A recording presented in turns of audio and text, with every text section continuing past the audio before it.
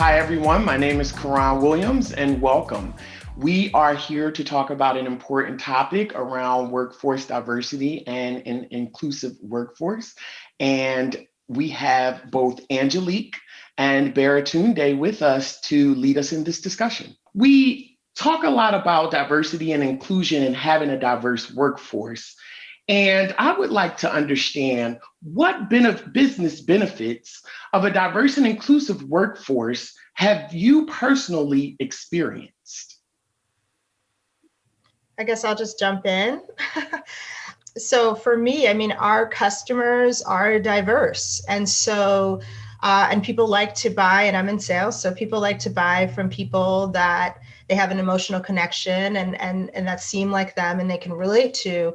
And because of that, it's really helped us when we've walked into a diverse company and we all don't look one profile as they might expect from a tech company. And so I think it's helped me personally close deals, having that kind of emotional connection, relatableness, and then also having my team members not just be like me, but bring their own level of diverse thinking and cultural background so they therefore can relate to our customers.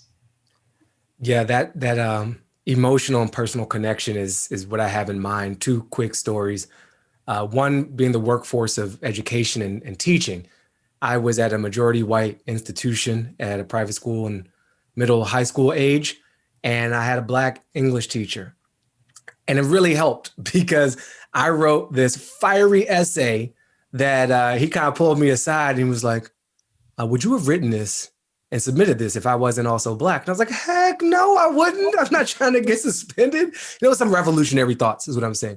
But it allowed me to tap into a part of myself and express that emotion through words because I felt comfortable, as the customer, so to speak, as the person who was supposed to be getting this product that is education, because I saw myself reflected in this teacher. Years later, I had an opportunity to make a pilot for a TV show, and I'm on the hiring side. And we did an early exercise. We insisted on having a range of diversity in our writing staff and our assistant staff.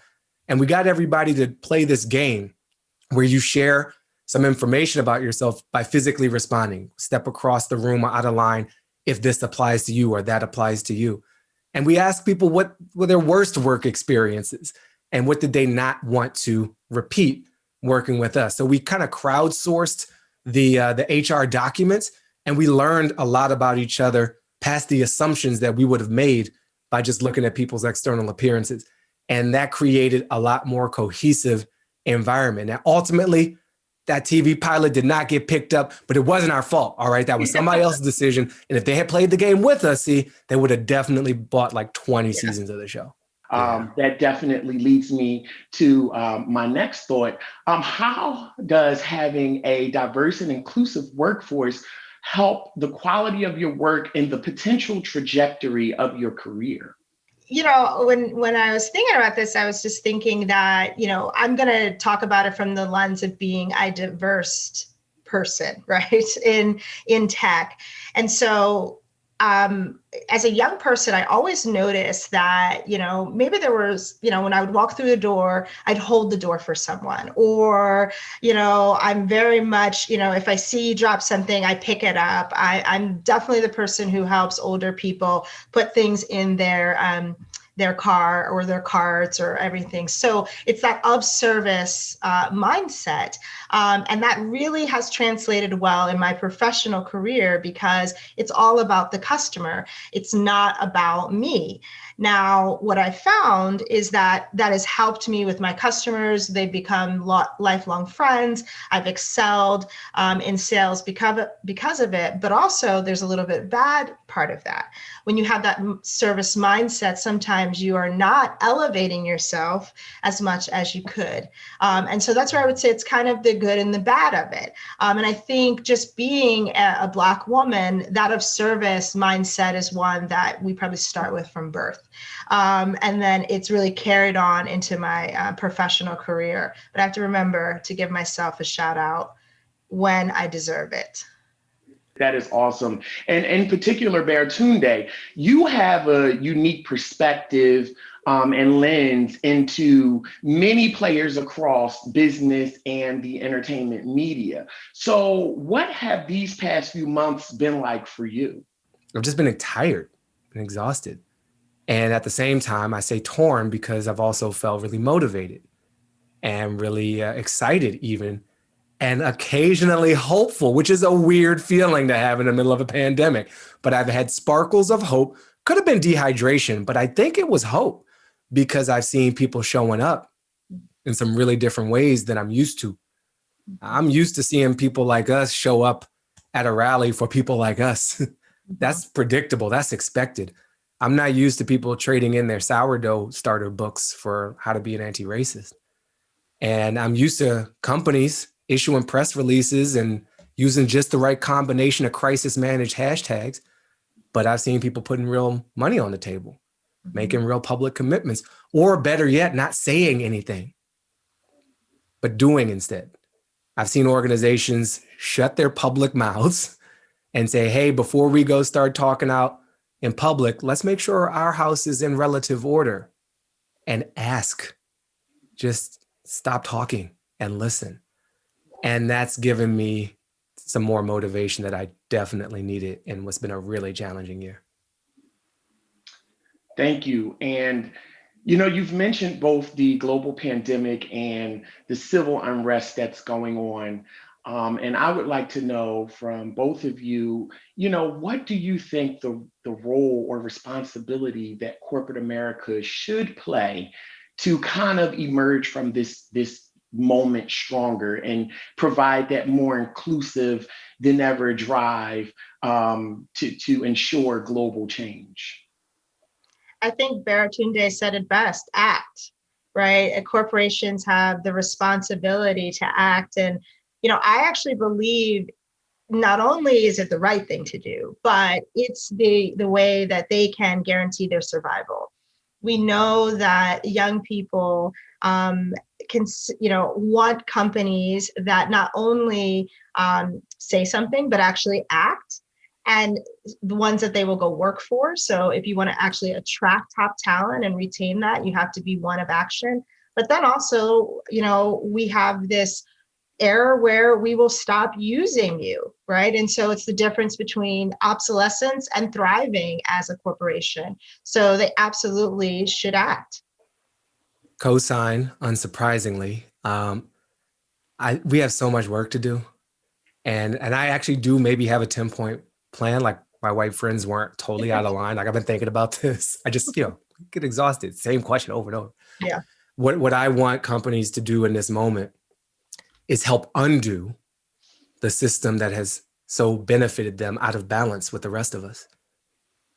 We are a product of history, all of us, all the history, not just the cherry-picked beautiful parts. And there is no successful company alive today that has not benefited from a system of exploitation. It's impossible, it's irreconcilable with the truth. So if you're out here as a company, so we did these great things, we were founded in 1920, 1980, 1820, it doesn't matter. We got colonialism, we got a massive destructive impact on the planet, we've got labor exploitation, racism, and the exclusion of women from most all of this. And over that time, people and organizations have gotten rich. Compound interest is a real thing. And so you can't show up acting like you're brand new. You're not, you're a product of this too. And so I need companies to acknowledge history and then see that we are in a hole. And people in business should understand this. It's like a cash flow thing. We have a huge debt. We've been cash flow negative for a long time in terms of the people we have allowed to contribute to our wealth, much less benefit from it. So we got to get out that hole. And I want companies to see it as their role to help do that, their obligation to undo that which outsizedly, I think I just made up an adverb, benefited them. So Angelique, what does the future of the tech industry workforce look like for you? You know, I would love to see an equal distribution of men and women. That's first. Then I'd love to see a distribution of Black, brown, all different types of, races within a workforce. And one of the things that I've just been recently thinking about is also not, the nonconformist of diversity.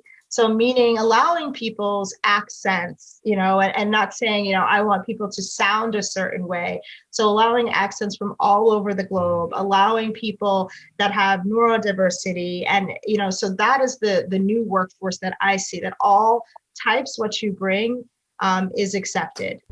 One of the things that I am interested in is what role does humor play in all of this? We have a global pandemic, we have civil unrest, but yet you have been brilliant at training and teaching and using humor as a way to draw in people. So how does that really help? It keeps me sane. That's how it helps. This is a survival technique. And I will acknowledge, there's been a lot of loss this year. Top on my list is Quibi, obviously, heartbroken. Just can't believe who among us doesn't think about Quibi every day? So that's hard. I have learned, I've worked with The Onion, I worked with The Daily Show. I have a book of satire and humor out in my memoir, How to Be Black. And it's been a tool for me emotionally to process the world, and in terms of an advocacy perspective, to connect with people on an emotional level and not just on a fact level. There's this old saying, it's something like, don't bring a knife to a gunfight. First of all, why do we have gunfights? Why can't we play cards or something? Like, let's set up the thing a little bit differently. But if we're stuck in a combat metaphor, don't bring only facts to an emotional argument. And most human interactions are emotional, much more than they are rational. So just having history on your side or having information on your side is rarely enough to actually shift culture, shift decision-making, and shift outcomes. It helps, but it is not sufficient. And humor has a way of bypassing some of our built-in biases. And when you laugh, you're agreeing. You're some part of you is seeing the world from the perspective of the person whose joke you're laughing at, because you have to agree that that's funny.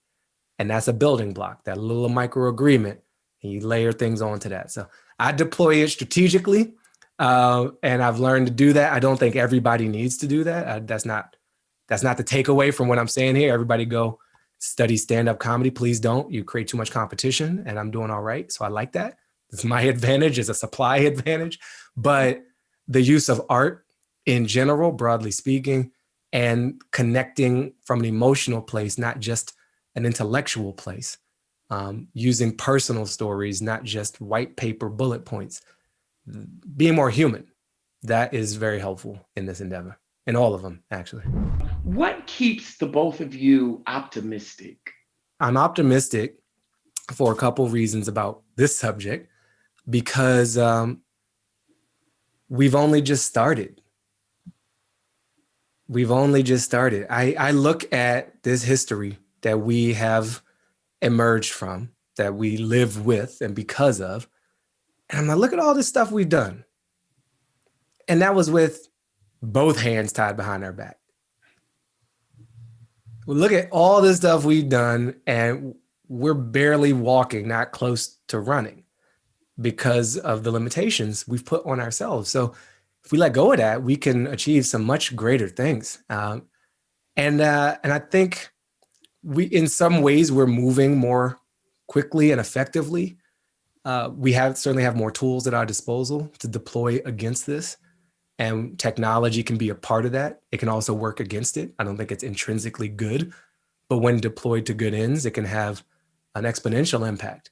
So if we stay on that, if we see this as an opportunity for everybody to grow, and if we use the tools at our disposal to grow faster than we ever could in history, that makes me feel really optimistic.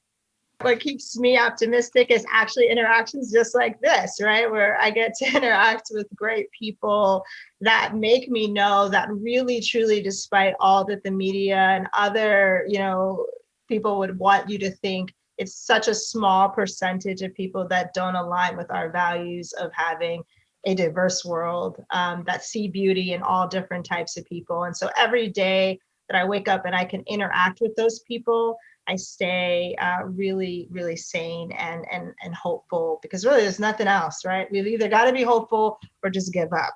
And that's not an option. Thank you both, Angelique and Baratunde, for your ongoing support and your contributions to the tech industry and to diversity and inclusion at large. Thank you.